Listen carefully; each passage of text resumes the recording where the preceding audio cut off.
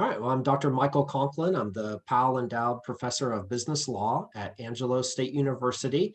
My research efforts have a very wide reach, but I have published some on policing and reparations recently. Excellent, thank you. And we'll be discussing your the article, and I'll link it in the notes. The uphill battle for reparationists, a quantitative analysis of the effectiveness of slavery reparations rhetoric. So if you could kind of start with the definition that you came to and why you were looking at and how you were looking at this. Yeah. So this is a big question. A lot of people have a lot of different things in mind when they talk about reparations. There was the example, there was a politician who said that by legalizing marijuana, well, that's reparations because people could open marijuana dispensaries and make money that way. That seems to be quite a stretch, but kind of the narrow definition, and of course, we're pretty much going to be focusing on slavery reparations because there's other types of reparations that we have done in America. So with slavery reparations, I define it pretty narrowly, which is some type of cash payment. And that could also be like a tax benefit too. If you're paying less taxes, that's similar to getting a cash payment. So some type of a cash payment. And here it gets kind of cloudy, but to either right the wrongs or to compensate for some past injustice. So it is kind of a slippery, kind of vague concept, and that's part of the problem when you're asking people, do you support it or not? But that's the kind of the generally understood definition. Right, and then there's this differentiation between also we'll get to that, the people who would get it. Oh yeah. Yeah. So how did you design the survey that you did? Well, I was curious, there was some hearings about the issue of reparations, and people, if you've seen these hearings on TV, I always find them kind of insulting because people will show up and they'll have, they'll pretend to listen to the people, but then after they're done, they'll have like a statement, and they'll just read the statement as if they considered what the people said. It's like, well, you had that typed up and written, you knew what you were going to say. You didn't really listen to those people in front of you. But in any event, these people came with various backgrounds. Some were for and some were against slavery reparations, and they gave their arguments. And there were various different arguments about the benefits and the downsides of a slavery reparations program. So I was curious, well, these politicians there weren't really listening, but I was curious, what would be effective. I also teach a class on persuasion and negotiations and kind of how to use certain rhetorical, not tricks, but, tactics to get your point across and to persuade people. So I was curious, well, what would be more effective? And we have ways of measuring that, just a simple survey. So I created a survey, and I only used 4 different prompts. So if you took this survey, you only got one of the 4. You don't get all 4. So the 4 different prompts were precedent, empathy, a white person emphasizing harm, and an African-American person emphasizing harm. So the precedent argument went like this. It said, I support reparations for African Americans in the form of a cash payment by the government. There is historical precedent in America for compensating victims of governmental discrimination. For example, Japanese Americans who were incarcerated in internment camps during World War II received reparations from the US government in the form of a cash payment in 1988. So then it's kind of, well, based on that, now are you in favor of reparations? And people got to say whether they were or not. The empathy prompt that some people got said, I support reparations for African Americans in the form of a cash payment by the government because the lasting effects of slavery. Imagine if you and your family were the victims of appalling and intentional governmental discrimination. Wouldn't you want to be compensated for the harm you suffered? Okay, so it's very, the first one was kind of analytical. The second one was kind of more emotional. And then the second and third one, it just changes who's making the argument. And the first one, it says, the person speaking says, as a white person, I recognize that white people have caused a lot of suffering to African Americans through the lasting effects of slavery. African Americans should receive reparations in the form of a cash payment by the government to compensate them for the harm that white people have caused them. And then the fourth and final one, it's those exact same words, but it's just the person speaking says, as an African American, I think that we should receive the reparations. So those were the four different prompts that I measured for their effectiveness. Yeah, that's interesting. And then the results you found were, I guess, surprising in some regard and not surprising in others. Could you first speak kind of the general, what you found, and then kind of break it down to liberal versus conservative? Mm-hmm. We'll talk about it. Yeah. So I asked people at the beginning of the survey, how likely are you to support reparations? And then after they read the prompt, I asked them again, now how likely are you to support reparations? So measuring success by the biggest increase in support before and after, it was really close between the precedent and the empathy one gained the most support. And then the two, the white or the African American person emphasizing harm did considerably worse than those other two. And yeah, you got very different responses when you broke it down between liberal and conservative. With conservatives, the white person emphasizing harm did horribly, which was somewhat of a surprise because I thought it would do better because people are generally more likely to accept the positions of other people who are more like them. That guy's just like me and he came to that conclusion. Oh, maybe I should too. And not surprisingly, the people who did this survey who marked more conservative were disproportionately more white. So it was kind of surprising. And I wonder if that's maybe because they viewed it as kind of a strong way to put it, but maybe subconsciously it was kind of like they were kind of like turning their back on their own race by supporting this thing to give money to people of another race. That's one potential explanation there. So yeah, it's interesting. So that goes to show, if you were an activist who was out trying to convince people of things, whether it was this or some other policy, you really have to tailor your message. So for some people, maybe you emphasize one thing, for other people, you emphasize something else. In negotiation and persuasion, we always tell people there's no one like magic script that you can read for everybody. You always have to tailor your message. That goes if you're trying to sell a used car on Craigslist, whether you're trying to sell politicians on a policy or your neighbor on who they should vote for.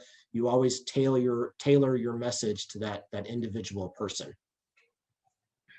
Yeah, and then one of the most surprising things that I read in the article was this kind of the African-American response to the survey and how African-Americans will withdraw support and what causes them to withdraw support for reparations versus stay within their, gain support for it, I guess. Yeah, that's really interesting, almost counterintuitive. So before I get to that, let's talk about kind of the bigger picture. And this comes up a lot when you see something on the news or a newspaper and they'll cite a study and it'll say, 80% of people surveyed support, reducing government spending. That's kind of a classic example. You think, well, everybody wants to reduce government spending. Why don't we ever get that? Government spending always goes up every year. And the reason is because it's easy to get people to agree to support some generic policy, reduce government spending. That's easy. But when you go in and you kind of get into the nitty gritty and say, okay, you all want to reduce government spending. Let's see, you want to cut this? Oh, no. Well, you want to cut this? No. You want to cut this? No. Well, hold on. I mean, what do we want to reduce this or not? So it's the same thing with reparations, right? If you just ask people kind of, are you in favor of reparations? People have different things in mind. So they're thinking what their idea of it is, and they say, yeah, I support that. So you get, different surveys come up with different numbers. Some of the more high ones. I think it's around 40% or so. So you may look at that and think, wow, 40%, and it's increasing. It used to be lower. Now we're 40%. That's really good. So if we just got a little more, we could get just past 50 and then we'd have it. Well, no, because those are just people saying, yeah, I want reparations. Okay, but when you take all those people who want reparations, when you actually get down into, okay, how are we going to actually do it? Who's going to get the money? Where's the money going to come from? How much money? What are they going to have to prove to show to get the money?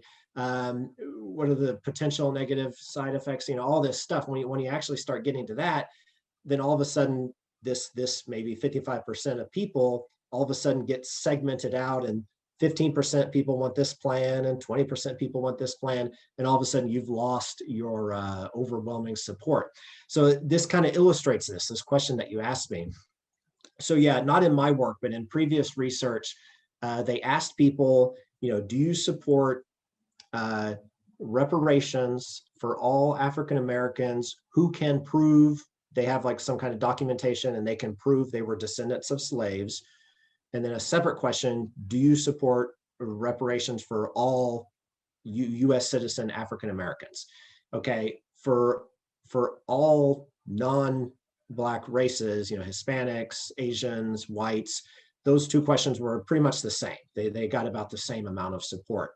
With African Americans, there was greater support for giving it to everybody, and there was less support for giving it to just those who can prove that they are documented ancestor of slaves, which you think would be the opposite, because surely they're the people who should definitely get the money. And then, well, maybe less people would support just for everybody across the board. It's kind of the other way around. So the logical explanation is it's kind of, a lot of people would realize, well, I don't have documentation. That's going to be hard. So I don't want that. And so now it's clear that this is not saying that people would prefer one over the other. This is saying that people would prefer no reparations among the African American community. They would prefer no reparations at all if it would only go to people who could prove that they had the documents that they were ancestors of slavery, but they would support it if it would just go universally to them all. So it does kind of go to show that principle, yeah, you can show support, but once you start getting into the nitty gritty of how we're going to do this, people start, and if they had maybe, debates or something like that and discussions, it could get kind of nasty of like who's getting it and who's not. Well, if you're going to get it, then I'm not even going to support it at all. We shouldn't have it at all. So that's kind of the real world application of trying to get, policies passed. Yeah. Yeah, and I mean, that's such a, and then you get into the, then even the legal, I also found the legal problems incredibly fascinating, because I didn't know about these court cases. I mean, I've been reading about reparations in preparation, and this is the first I came across them. Would you be comfortable talking about those? Yeah, a little bit, not too in depth, but yeah, there'd be issues that would come up. There would absolutely be litigation there, and it's not clear, especially with our current, makeup of our current Supreme Court. It's not clear how that would come out. So taking, for example, the reparations that we paid out in 1988 to the people and the survivors of the people from the Japanese American internment camps that we did in America during World War II. So that went specifically to those people. We knew the people, we identified them, we paid specifically to them, or if they were dead, specifically to their ancestors. So everybody agreed that was allowed. But with reparations, it's not, with slavery reparations, it's not as clear. You're kind of, you're kind of using race as a proxy, which is not necessarily bad. I mean, it's a close proxy, but not 100% of African Americans are descendants of slaves. Some may have come from somewhere else. Technically, some of them may have had ancestors who were themselves involved in the slave trade. So you're kind of using race as a proxy and giving people money based on that. And furthermore, we're removed, obviously, from legalized slavery in America. So that would be an issue that it's so far removed. Now, of course, the other side would come back and say, well, yes, we're removed from the act of the legalization of slavery, but even today, the remnants of slavery are still here. We still see those. And for that reason, it's still like it's kind of the harm kind of hasn't gone away. And it also goes to this definition of reparations. I mean, how some people would say that the Japanese American payments weren't technically reparations because it would be more like, if you destroyed my car, I would sue you and I would make you pay to fix my car. Well, technically, I mean, you're compensating me for a wrong in the past that you did, but it's not reparations. I'm just getting compensation for what you did. So it gets kind of tricky with the definition and kind of defining it there. So yeah, it would not only have the hurdle of getting public approval and getting politicians to then agree not only that it's a good idea to do reparations, but specifically we all agree that this is the version of it that we're going to do, which is very, very difficult, for politicians to do. And then they'd also have the problem of passing it in a way that would get past the legal hurdles. I'm actually, I've set it aside, but I just recently finished the book. I believe the book is called The Whiteness of Wealth, which has to do with how our current tax code is set up in a way. It treats races equally in a sense. The IRS doesn't even get racial information when you fill out your taxes, but in another way, there's ways that the tax code is structured so that on average, the people who get tax benefits kind of their finances and their family structure is kind of looks more like an average white household. And when you look at the average Black household, it looks more like the type that doesn't get tax incentives. So, it's kind of an argument of, it's not literally a racist system or set up in a discriminatory way, but it kind of has that effect. Now, I brought that up because her solution in the book was she recognized, well, we can't just say, African Americans pay less taxes. That would never pass. The Supreme Court would never go for that. But we could say something as far as like, well, if you're under this amount, we're going to give you a break. So no matter what race you are, if you're under this amount, you get a break. And then that would fall disproportionately to Black and brown people. And there's issues with that too, though, because you're kind of using, some people warn that it's harmful to use disadvantage and poverty as a proxy for being Black. I mean, that's kind of insulting if you think of it. So is that kind of the kind of stereotype that we want to perpetuate? I mean, the statistics, yes, statistically, there's more African Americans in poverty than white people. That's a statistical fact.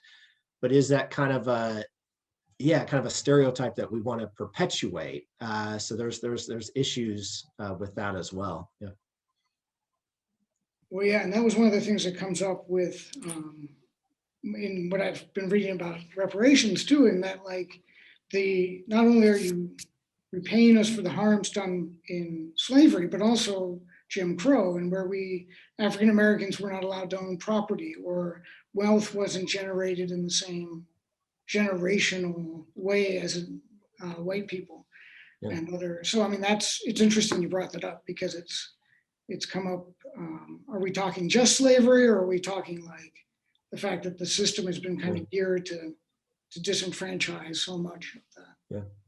And yeah, that affects a lot of things. When I went to college, my dad had gone to college, and his dad had gone to college. So he kind of gave me advice. I didn't really listen to it too well, but he was able to give me advice about college.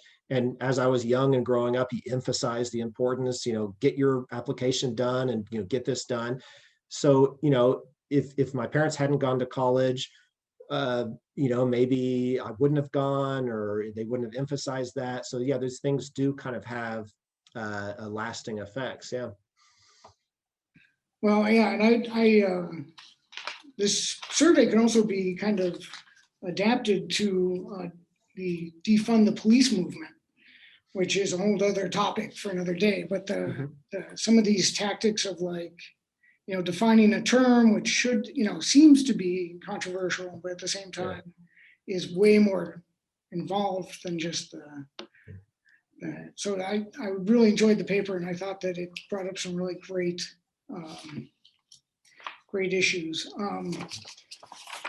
Have you had much? I was going to say one other thing about the. Well, while you're looking at that, I was going to say, Yeah. we're talking about kind of unintended consequences. Yes. So some people warn, and even some African Americans say, you know, I don't really want reparations, because if we do that, yeah, it'd be nice, I get a little one-time payment, but then it's kind of like, now I'm bought and sold, and now it's kind of like anytime in the future the issue of race legitimately comes up, people are just going to say, oh, no, stop, I'm not, don't even bring it up, I'm not going to listen to you, we paid you off for that, you know, that's been done, we made the payment, it's done, I'm refusing to discuss that issue anymore in the future. So in that sense, to some people, they think it could even do more harm than good. Like it'd be like a kind of a buying off of guilt, which could potentially do more harm than good. Yeah, that's yeah. I'm interviewing a gentleman next week who wrote a paper basically arguing all the reasons why reparations shouldn't be. So we'll see how he's basically saying everything that you were bringing up, and that like Black people were involved in the slave trade, that, you know, it's insulting to be, you know, equate poverty with race and just all that kind of stuff. Yeah. So that's fascinating to me. But it's also funny because in our discussions, I've seen the kind of the you know, protesting should be allowed, but it's affecting ratings, so they shouldn't do it.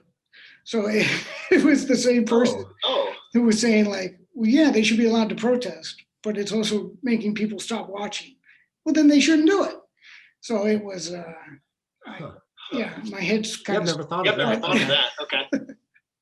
Yeah, it was interesting how quickly the circle kind of forms sometimes, where you get into that like, the nitty gritty of it. Like, oh, if they're going to lose revenue, then they shouldn't do it because they have to get paid, and it's, you know, that stuff. So, yeah, so that's great. Are you? I think there's a lot more we could talk about, but this is probably a good place to leave the paper. You know, are you working on something with wealth at this point? Yeah, I wrote just a review. I get advanced copies of books, so I received that book. Yeah, it is called The Whiteness of Wealth. I know the author's last name is Brown. I forget her first name. She's a tax attorney. Yeah, it's interesting. Makes some interesting points. I recently finished a paper on how media accounts, this kind of goes with the use of rhetoric. You'll hear the term officer-involved shooting. Okay, Yeah. so, and it's generally used when an officer shoots somebody else. But if you think of the term, I mean, that's a very favorable term. You know, officer-involved shooting. Well, was he shot? Was he the one shot? Like it doesn't. You don't even know.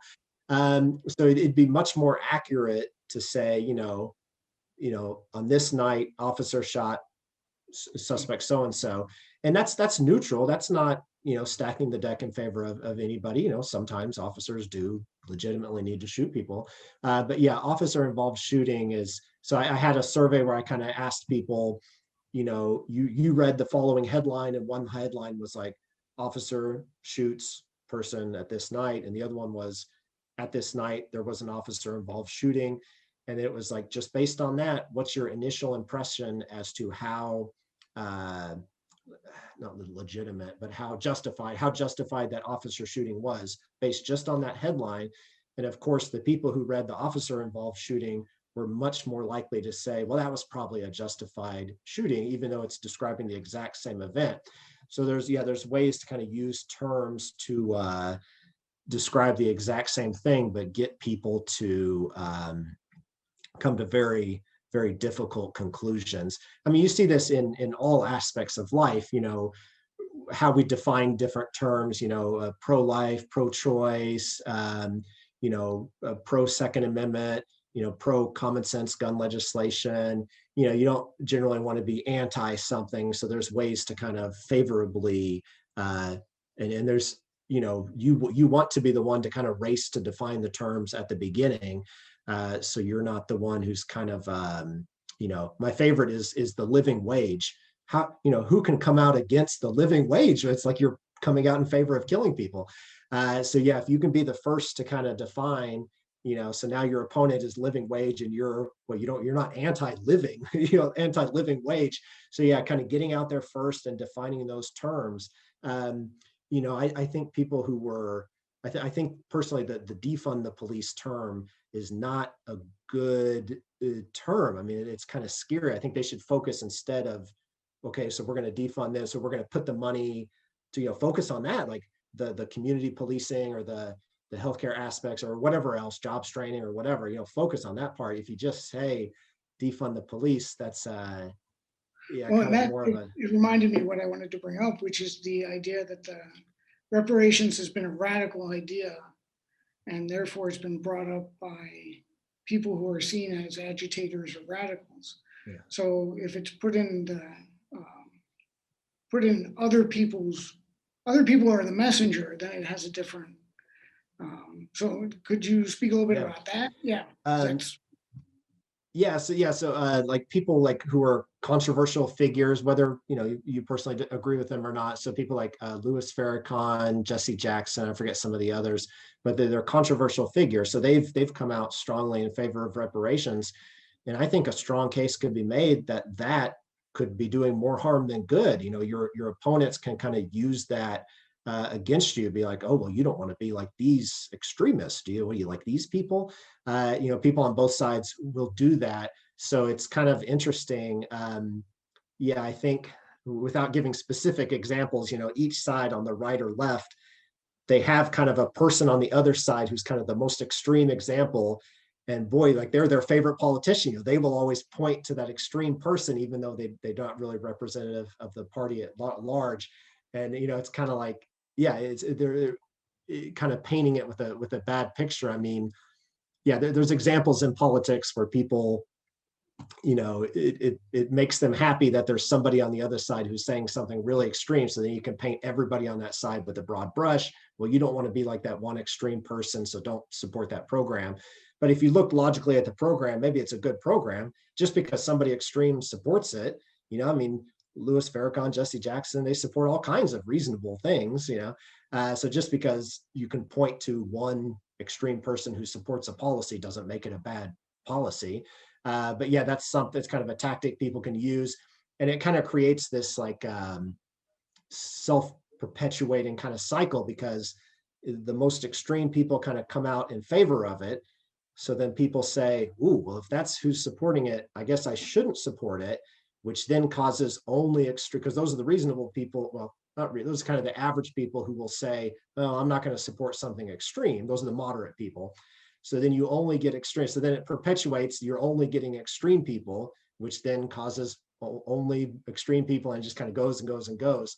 So it's kind of coming more into the mainstream, the reparations issue, because during the 2016 primary, what am I getting mixed up? The 2020 primary, there was I think a majority of the 16 or 18 or so Democrats who were running for the primary who said, at least in some way, that they would support reparations. So it is definitely getting more mainstream. Yeah.